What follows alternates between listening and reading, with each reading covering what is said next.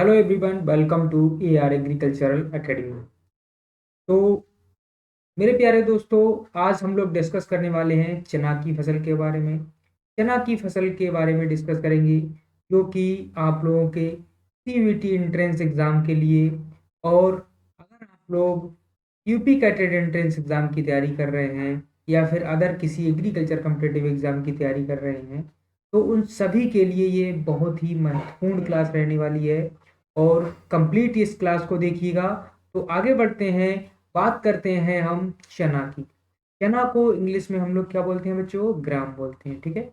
चना को क्या बोलते हैं? ग्राम बोलते हैं।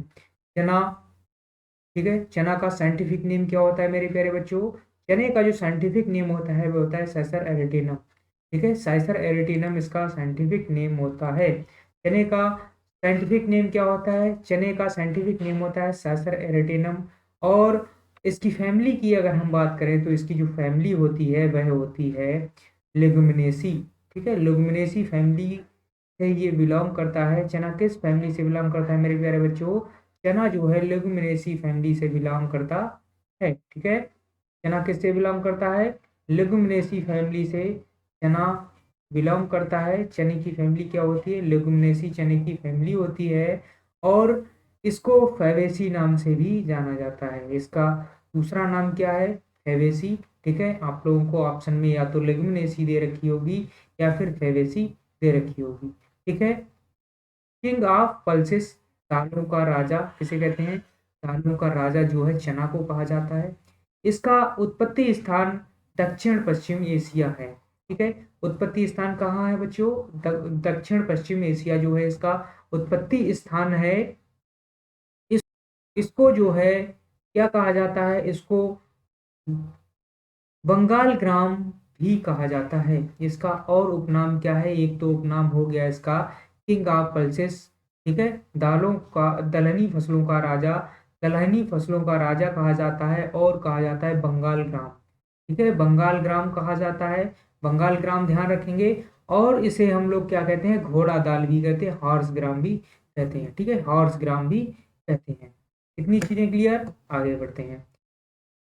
आगे हम लोग मेरे प्यारे बच्चों बात करेंगे चना की, जो चना के क्लासिफिकेशन की बात करेंगे। तो चना चना जो है दो प्रकार का पाया जाता है, ठीक है। दो प्रकार का चना होता है। एक तो देसी चना है, ठीक है। देसी चना जिसको हम लोग सैसर एरिटिनम कहते हैं, ठीक है। सैसर एरिटिनम जो है इसका साइंटिफिक नेम है देसी चना का। जिसे हम लोग क्या बोलते हैं बच्चों? जिसे हम लोग ब्राउन ग्राम बोलते हैं, ठीक है। क्या बोलते हैं? ब्राउन ग्राम। ब्राउन ग्राम बोलते हैं सैसर एरिटिनम, जिसे हम लोग क्या बोलते हैं? देसी चना। ये देसी चना सैसर एरिटिनम, इससे हम लोग क्या बोलते हैं? ब्राउन ग्राम, ब्राउन ग्राम बोलते हैं, ठीक है। ब्राउन ग्राम हम लोग इसको बोलते हैं। और नेक्स्ट सेकंड नंबर पे है, वह है काबुली चना। काबुली चना, ठीक है। या सैसर काबुलियम। सैसर काबुलियम जो है ये काबुली चना बोलते हैं। ये कैसा होता है? वाइट ग्राम, यानी सफेद चना होता है। ये जो हम लोग मार्केट जाते हैं तो दो तरह के चने देखते हैं, एक तो ब्राउन, ठीक है, ब्राउन ग्राम, और एक वाइट ग्राम, ठीक है। वाइट ग्राम क्या होता है? वाइट ग्राम जो है सिसर काबुलियम इसका वानस्पतिक नाम है। और जो ब्राउन ग्राम होता है उसका साइंटिफिक नेम क्या होता है? सेसर एरिटिनम, ठीक है। सेसर एरिटिनम में जो है अगर हम बात करें कि गुणसूत्र कितने पाए जाते हैं, तो सेसर एरिटिनम जो है इसमें गुणसूत्र संख्या जो है कितनी पाई जाती है? तो इसमें जो है गुणसूत्र पाए जाते हैं 14। सेसर एरिटिनम में गुणसूत्र 14 पाए जाते हैं। और अगर हम सेसर काबुलियम की बात करें तो इसमें जो है गुणसूत्र कितने पाए जाते हैं? तो इसमें जो है 16 गुणसूत्र पाए जाते हैं, ठीक है। सेसर काबुलियम, काबुली चना जिसको हम लोग बोलते हैं, उसमें कितने गुणसूत्र पाए जाते हैं? 16 गुणसूत्र पाए जाते हैं। और देसी चना में कितने गुणसूत्र पाए जाते हैं? देसी चना में जो है 14 गुणसूत्र पाए जाते हैं, ठीक है। इन चीजों को ध्यान रखेंगे। बाकी आगे बढ़ते हैं। आगे हम लोग बात करेंगे कि चने का उत्पादन सबसे ज्यादा कहाँ होता है। तो चने का उत्पादन सबसे ज्यादा जो है भारत में होता है। भारत में, विश्व में, पूरे विश्व में सबसे अधिक चने का उत्पादन भारत में होता है। कहाँ होता है? भारत में होता है। भारत में सबसे ज्यादा चने का उत्पादन करने वाला राज्य कौन सा है? तो भारत में सबसे अधिक उत्पादन करने वाला राज्य मध्य प्रदेश है। चने में ऑक्जेलिक अम्ल पाया जाता है। ठीक है, चने में क्या पाया जाता है? चने में ऑक्जेलिक अम्ल और मैलिक अम्ल चने की पत्तियों में पाया जाता है, जिसके कारण चने की पत्तियां जो है खाने में कैसी लगती हैं? खट्टी लगती हैं। तो ये चना है, आप लोग देख रहे हैं चने की पत्ती है। ये चने की पत्ती अगर हम खाते हैं तो ये जो है कुछ खट्टी खट्टी लगती है। वह किसके कारण लगती है? तो ये जो है ऑक्जेलिक अम्ल के कारण लगती है और मैलिक अम्ल के कारण लगती है। तो इसमें ऑक्जेलिक और मैलिक अम्ल जो है चने की पत्ती में पाया जाता है। अंकुरित चने में विटामिन सी जो है पाया जाता है। ठीक है, ध्यान रखेंगे। अंकुरित चने में विटामिन सी पाया जाता है, जो कि स्कर्वी रोग के निदान के लिए उपयोगी होता है। ठीक है, स्कर्वी रोग किसकी कमी से होता है? विटामिन सी की कमी से होता है। ये क्वेश्चन पूछा जाता है बच्चों। ठीक है, तो इसको भी ध्यान रखेंगे कि स्कर्वी रोग किस विटामिन की कमी से होता है? तो स्कर्वी रोग बच्चों विटामिन सी की कमी से होता है। चना भारत की एक प्रमुख दलहनी फसल है। ठीक है, चना क्या है? चना भारत की एक प्रमुख दलहनी फसल है। ठीक है, चना कैसी फसल है? चना एक दलहनी फसल है। भारत में दाल उत्पादन में चने का प्रथम स्थान है। ये क्वेश्चन पूछा जाता है कि भारत में दाल उत्पादन में चने का कौन सा स्थान है? तो बच्चों प्रथम स्थान है चने का। ठीक है, ध्यान रखेंगे इसको। आगे बढ़ते हैं। इसी के साथ हम लोग इतनी चीजें आप लोगों को क्लियर हो गई होंगी। अगर कोई भी डाउट रहता है तो आप लोग सेशन के एंड होते ही आप लोग कमेंट बॉक्स में बता सकते हैं कि अ, और अपने सुझाव भी दे सकते हैं कि आगे आप लोगों को कौन से टॉपिक के वीडियो चाहिए और किस तरह से आप लोगों की ज़्यादा से ज़्यादा हेल्प की जा सके। ठीक है, साथ हम लोग बात करेंगे परीक्षण भार की, चने के परीक्षण भार की। अगर हम परीक्षण भार की बात करें तो सबसे पहले तो बात करते हैं कि परीक्षण भार क्या होता है। तो मेरे प्यारे बच्चों, परीक्षण भार क्या होता है? परीक्षण भार में हम क्या करते हैं? 1000 बीज के 1000 जो चने के दाने होते हैं उनका वजन करते हैं, उसका औसत भार निकालते हैं। तो उसका औसत भार जो है वह क्या होता है? उसी को हम लोग क्या बोलते हैं? परीक्षण भार कहते हैं। तो ये परीक्षण भार कितना होता है? चने का 150 से 200 ग्राम जो है परीक्षण भार होता है प्रत्येक 1000 सीड्स। 1000 दानों का कितना होता है वजन? ठीक है, 1000 दानों का वजन कितना होता है? 150 से 200 ग्राम। ठीक है, अगर हम लोग यही काबुली चना की बात करें तो काबुली चना में ये जो है टेस्ट वेट परीक्षण भार कितना होता है? 280 से 340 ग्राम होता है। ठीक है, टेस्ट वेट पूछा जाता है कि चने का टेस्ट वेट कितना होता है। आगे हम लोग बात करेंगे। इसी के साथ हम लोग बात करेंगे चने की जलवायु के बारे में।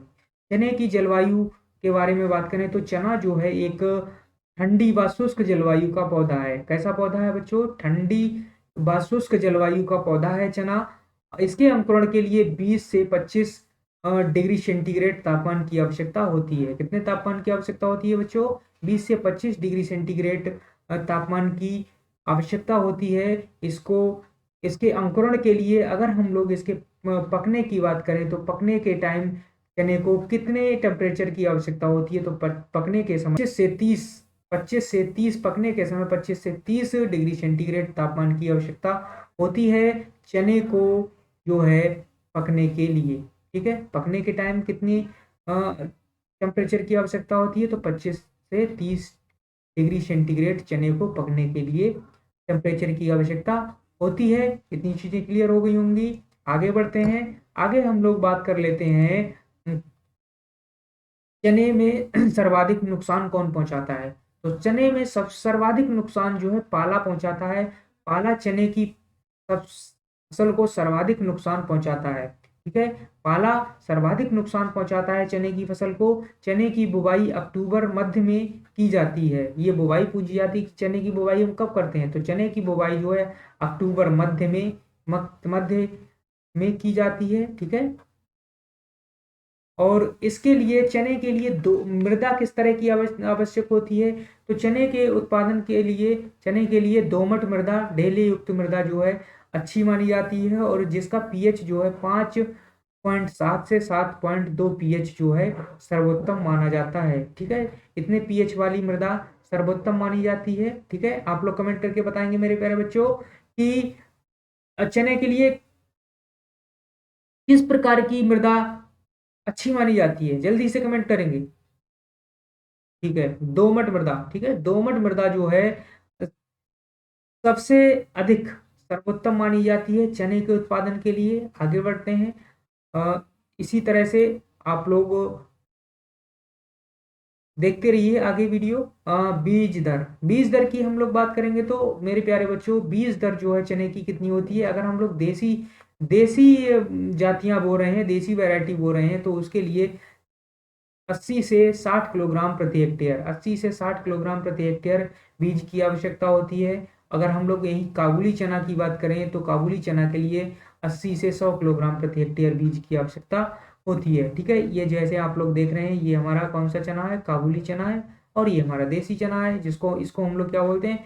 व्हाइट ग्राम बोलते हैं, सफेद चना। और इसको हम लोग ब्राउन ब्राउन ग्राम बोलते हैं, यानी ब्राउन चना बोलते हैं। ठीक है, ब्राउन। इसके बाद हम लोग बात करेंगे बीज उपचार की। ठीक है, बीज की दर की बात कर ली, अब हम लोग बीज उपचार की बात करेंगे। तो बीज उपचार के लिए हम लोग किसका प्रयोग करते हैं? राइजोबियम कल्चर का, राइजोबियम का यूज करते हैं। रोपण दूरी कितनी रहनी चाहिए? तो 30 × 10 सेंटीमीटर की रोपण दूरी रहनी चाहिए। ठीक है, आगे बढ़ते हैं। रोपण दूरी आप लोगों ने देख ली। नेक्स्ट आता है टॉपिंग। टॉपिंग क्या होता है? टॉपिंग, ठीक है, टॉपिंग क्या होता है सबसे पहले उसको बात करते हैं। जब पौधा जो होता है 20 सेंटीमीटर ऊंचाई का होता है, ठीक है, ये जैसे पौधा है, एक पौधा है, तो ये 20 सेंटीमीटर ऊंचाई का हो गया। हो जाने के बाद या फिर 30 से 35 दिन का जब पौधा हो जाता है, तब उसके उनकी शीर्ष शाखाओं को तोड़ देते हैं, जिसे जिससे शाखाएं अधिक निकलने लगती हैं। ठीक है, तो क्या करते हैं? उनकी ऊपरी शाखाएं, जो शीर्ष शाखाएं होती हैं, उनको तोड़ना ही क्या कहलाता है? टॉपिंग कहलाता है, जिससे शाखाएं अधिक निकलने लगती हैं। ठीक है, इतनी चीज क्लियर हो गई होगी। आगे बढ़ते हैं, टॉपिंग हो गई। अब हम लोग डिस्कस कर लेते हैं उत्तर प्रदेश हेतु चने की देसी जातियों समय से बुवाई के लिए। ठीक है, उत्तर प्रदेश हेतु चने की देसी जातियां जो समय से बुवाई के लिए, उनके बारे में बात करेंगे। तो उत्तर प्रदेश में जो है समय से बुवाई के लिए अवरोधी, क्या क्या कौन कौन सी जातियां हो गई? अवरोधी, गुजरात चना और राधे, KWR 108, JG 16, आधार K 850, करनाल 1। ये जो है ऐसी वैरायटियां हैं उत्तर प्रदेश हेतु चने की देसी प्रजातियां हैं, जो कि समय से बुवाई के लिए हैं। आगे हम लोग बात करेंगे देर से बुवाई के लिए। तो देर से बुवाई के लिए उदय, पूसा 372, ठीक है, पूसा 372, पंत जी 186। काबुली चना की किस्में, काबुली चना की किस्में हम लोग बात करेंगे। काबुली चना की किस्में कौन कौन सी हैं? तो काबुली चना की गौरव, गिरनार, सदाबहार, ये कैसी चने की वैरायटियां हैं? ये चने की वैरायटियां हैं मेरे प्यारे बच्चों, काबुली चने की। ठीक है, इतनी चीजें क्लियर। आगे बढ़ते हैं। आगे हम लोग बात करेंगे उकठा प्रतिरोधी जातियां। प्रतिरोधी जातियां कौन कौन सी हैं?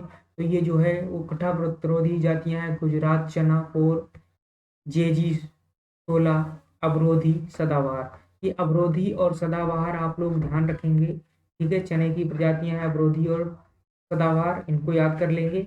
इसके बाद हम लोग बात करते हैं अंगमारी अवरोधी जातियां। अंगमारी अवरोधी जातियां ये कौन कौन सी है? T 235, BG 261, गौरव, GNG 469, पूसा 261। ये जो है कैसी वैरायटियां वैरायटियां हैं बच्चों? तो ये जो है वैरायटियां हैं अंगमारी अवरोधी प्रजातियों की वैरायटियां हैं। ठीक है, आगे बढ़ते हैं। आगे हम लोग बात करेंगे ग्रे मोल्ड रोधी जातियां। तो ग्रे मोल्ड रोधी जाति, इसको एक एक ही यहाँ लिखी हुई है, इसको याद कर लेंगे। ICC 1904। उत्परिवर्तन से विकसित चने की किस्में, उत्परिवर्तन से चने की विकसित किस्में कौन सी है? BG 1000, 1003, काबुली, ठीक है, काबुली चना की है। पूसा 408, 413 एवं 417, ये जो है वैरायटियां हैं, उत्परिवर्तन से विकसित हैं। आगे नेक्स्ट हम लोग डिस्कस कर लेते हैं चने में लगने वाले रोग। तो चने में लगने वाले रोग कौन कौन से होते हैं? सबसे पहला तो क्वेश्चन यही यही पूछा जाता है कि चने की सबसे गंभीर बीमारी कौन सी है। तो चने की सबसे गंभीर बीमारी जो है बच्चों वह है उकठा। उकठा रोग जो है चने की सबसे गंभीर बीमारी है, इसको ध्यान रखेंगे। क्वेश्चन पूछा जाता है कि चने की सबसे गंभीर बीमारी कौन सी है, तो उकठा सबसे गंभीर बीमारी है चने की। ये किसके द्वारा होती है? ये जो है कवक के द्वारा होती है। ठीक है, कवक के द्वारा होती है। कवक का नाम क्या है? फ्यूजेरियम ऑक्सीस्पोरियम स्पीसीज सेसरी। ठीक है, ये जो है इसका साइंटिफिक नेम है, ध्यान रखेंगे, फ्यूजेरियम ऑक्सीस्पोरियम स्पीसीज सेसरी। इसके द्वारा जो है ये क्या होता है, बीमारी होती है। किसके द्वारा होती है, फैलता है बच्चों? कवक के द्वारा होता है। ठीक है, ध्यान रखेंगे। इसके लिए बीज का उपचार 1 किलोग्राम बीटा वैक्स का और 4 ग्राम ट्राइकोडर्मा किलोग्राम प्रति बीज से उपचारित करने पर इसका प्रभावी नियंत्रण किया जा सकता है। ठीक है, आई होप इतनी चीजें क्लियर। कोई डाउट हो तो जरूर कमेंट करेंगे, बताएंगे आप लोग कमेंट करके सेशन कैसा लगा। अगर वीडियो अच्छा लगे तो वीडियो को लाइक भी कीजिएगा, और अगर ये हमारे द्वारा प्रोवाइड किया गया आप लोगों को मटेरियल अच्छा लग रहा है, और अगर वीडियो किसी भी प्रकार से आप लोगों को हेल्प कर रहा है, तो इसको अपने दोस्तों में ज़रूर शेयर करेंगे, जिससे कि उन्हें भी इसका लाभ मिल सके और वो भी कुछ आगे बढ़ते हैं। चने का दूसरा रोग, ग्रे मोल्ड। यह रोग बोटाइटिस सेसेरी नामक कवक के द्वारा होता है। ये रोग भी किसके द्वारा होता है? कवक के द्वारा होता है। ठीक है, रोग की शुरुआत में फसल पर कार्बेंडाजियम, ठीक है, या फिर विनक्लोजोलिन का 15 दिन के अंतर पर 2 बार छिड़काव से इसका प्रभावी नियंत्रण किया जा सकता है। ठीक है, आगे बढ़ते हैं। नेक्स्ट हम लोग बात करेंगे चने की उपज की। तो चने की जो उपज होती है वह मेरे प्यारे बच्चों 20 से 25 कुंटल प्रति हेक्टेयर होती है। इतनी ही चीजें आज हम लोग डिस्कस करने वाले हैं। यहाँ से आप लोगों के यूपी कैटेड और आईसीआर एंट्रेंस एग्जाम में क्वेश्चन बाहर से नहीं जाएगा। आप इतना ही तैयार कर लें इसको अच्छे से, और मल्टीपल टाइम जो है इन चीज़ों को रिवीजन करते रहें। इस सेशन की पीडीएफ आप लोगों को हमारे Telegram channel AR agricultural academy पर मिल जाएगी। उसकी लिंक आप लोगों को डिस्क्रिप्शन बॉक्स में मिल जाएगी, वहाँ से आप लोग हमारे टेलीग्राम चैनल को ज्वाइन कर सकते हैं। टेलीग्राम को ज्वाइन कर लीजिए, और वहाँ पर जो है MCQ की क्विज भी प्राप्त होती रहती है, और कोई भी इंफॉर्मेशन होती है वीडियो से रिलेटेड, क्लास से रिलेटेड, तो वह आप लोगों को वहाँ पर प्राप्त हो जाती है। तो आज के लिए इतना ही, मिलते हैं आप लोगों को नेक्स्ट लेक्चर में। तब तक के लिए अच्छे से पढ़ाई करते रहिए। टेक केयर, जय हिंद।